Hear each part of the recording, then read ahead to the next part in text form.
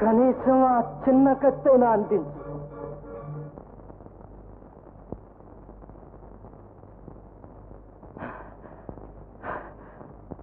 కర్ణ,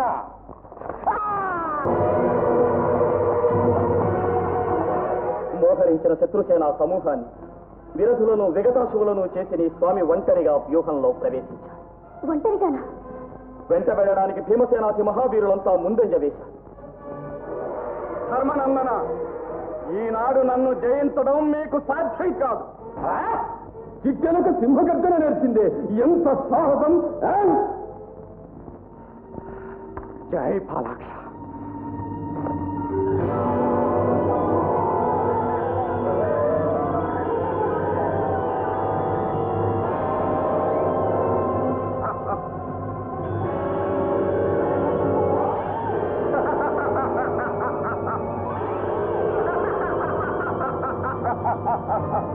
సైంధవుడు అట్టహాసం చేస్తూ వారి మార్గాన్ని అవరోధించాడు.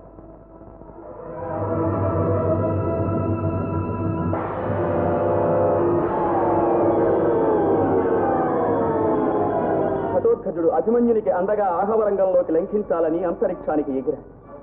కానీ అలంబుసుడు ఆయన మార్గాన్ని ఆటంకపరిచాడు. ఆ భయానక వ్యూహంలో అసహాయుడైన నీ స్వామి ప్రళయకాల దావానల ప్రతిమానుడై శాస్త్రవ సేనారణ్యాన్ని దహించి వేస్తున్నాడు. దుశ్శాసన, అభిమన్యుడు వ్యూహంలో ప్రవేశించాడు. పురోగమించకుండా నిరోధించు. అలాగే గురుదేవా. నిలువెల్లా విషంతో నిండిన నీచుడు శకునితో తలపడుతున్నాడు. అభిమన్యు మా పాతికే పారింది. ఇక నీ ఆట కట్టు. నీ బ్రతుక్కి ఏ చెట్టు నీడలో జోదం ఆడుకోక మహావీరుల్లా విల్లు పట్టావా? ఆ జూదానికి నీ తలే నరికి పావుగా ఉపయోగించబోతున్నావు. కాచుకో.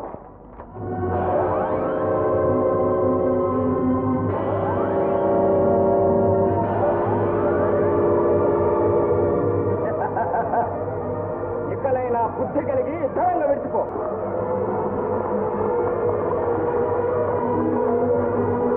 గురుకుల కళంక, అబలావస్త్రాపహరణ ప్రవీణ, ఇప్పుడు నీ ప్రాణాలు అపహరిస్తాను.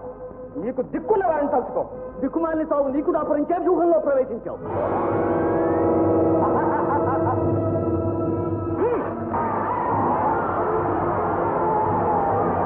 ఆగు అభిమన్యు. ఓ గురు సార్వభౌములా, తమరేనా మా ధర్మనందరిని బందీ చేసేది? నిన్నే బంధించి మా మహారాజు కాలుకు తెస్తా. అభిమన్యు, సమున్నత గిరిశృంగాన్ని సాహసంతో ఢీకొంటే ఫలితం మృత్యువే. నీ బెదరింపులకు అదిరిపడడి అభిమన్యుడు. ఈ ఒక్క బాణంతో శృంగభంగం చేస్తాను చూడు.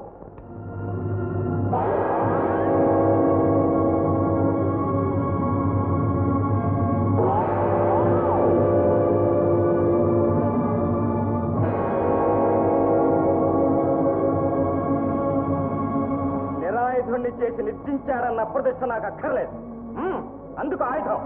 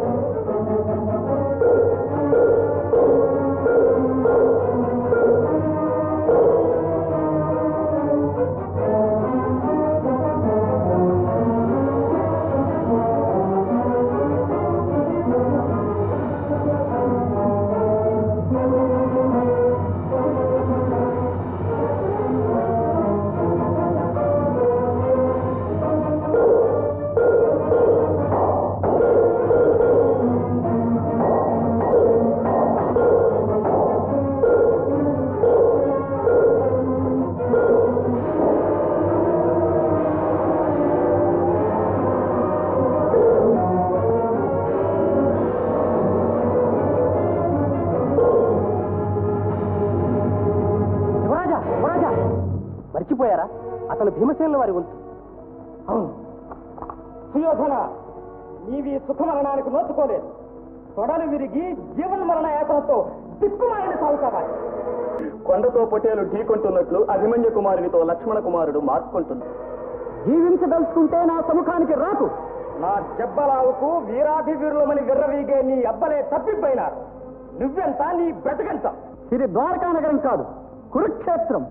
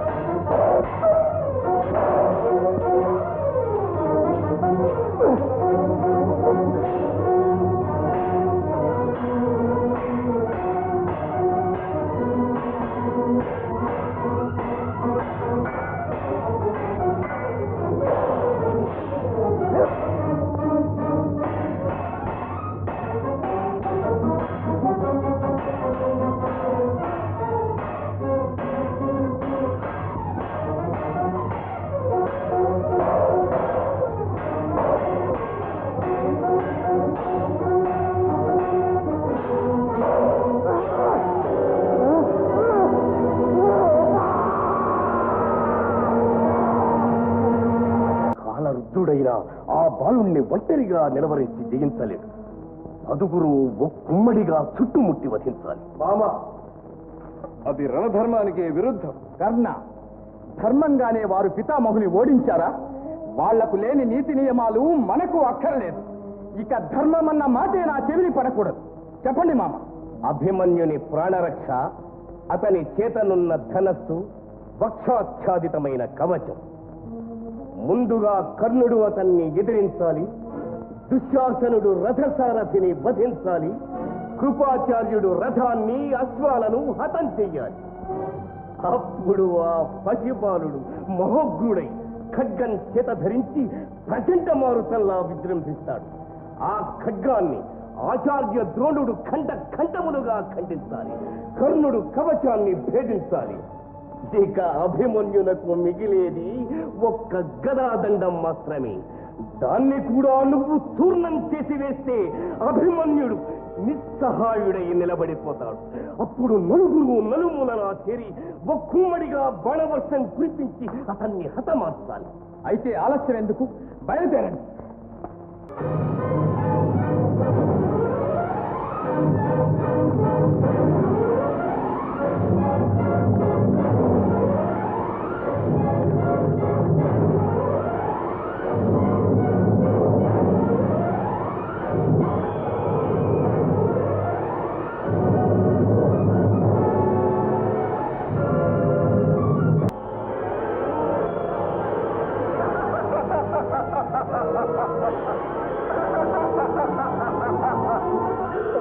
చూస్తూ ఊరుకున్నారా? లేదు, శక్తి వంచన లేకుండా అంతరిక్షంలో సంగ్రామం చేస్తున్నా.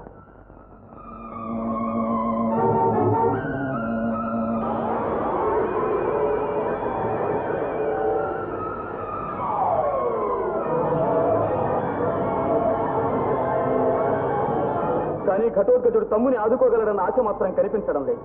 ఆ నరరూప రాక్షసులు వారిని సమీపించలేదు కదా? సమీపించడమే కాదు, చుట్టుముడుతున్నారు.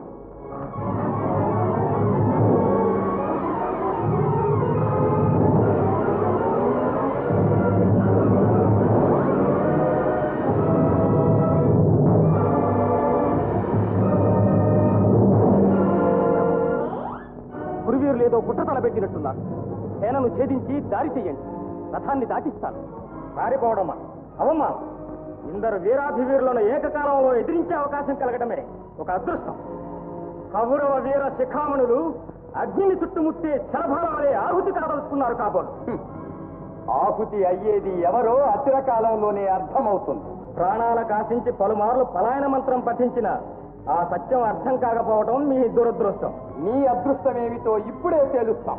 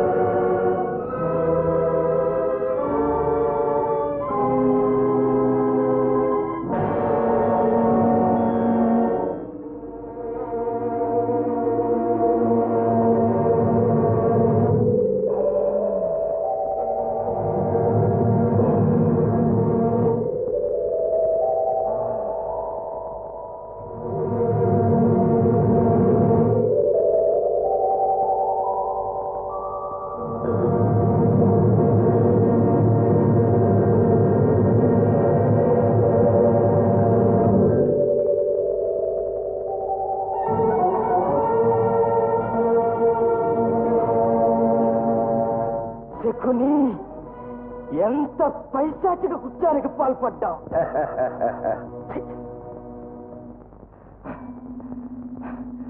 అంగరాజా అంగరాజా, మృత్యువు ముంచుకొస్తున్నదని నాకు తెలుసు, కానీ దుర్మరణం నాకు ఇష్టం లేదు. సాయుధుడనై సంగరం సాగిస్తూ వీరమరణం పొందుతాను. ఒక ఖడ్గం అందించు.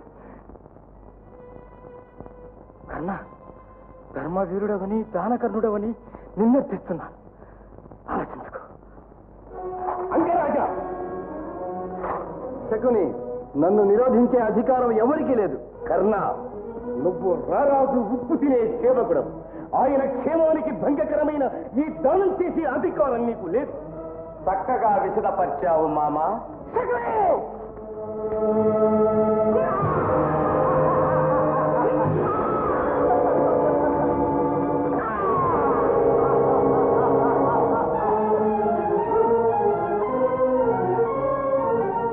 కన్నా, కనీసం ఆ చిన్న కత్తైనా అందించు.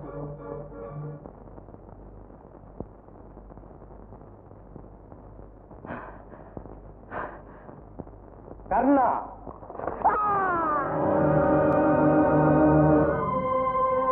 కన్నా,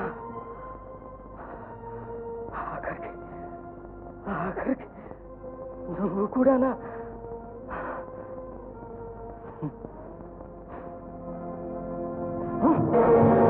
జీవనజ్యోతి అంతరించి ఝన్ ఝన్ ఝన్ తెలుగు వన్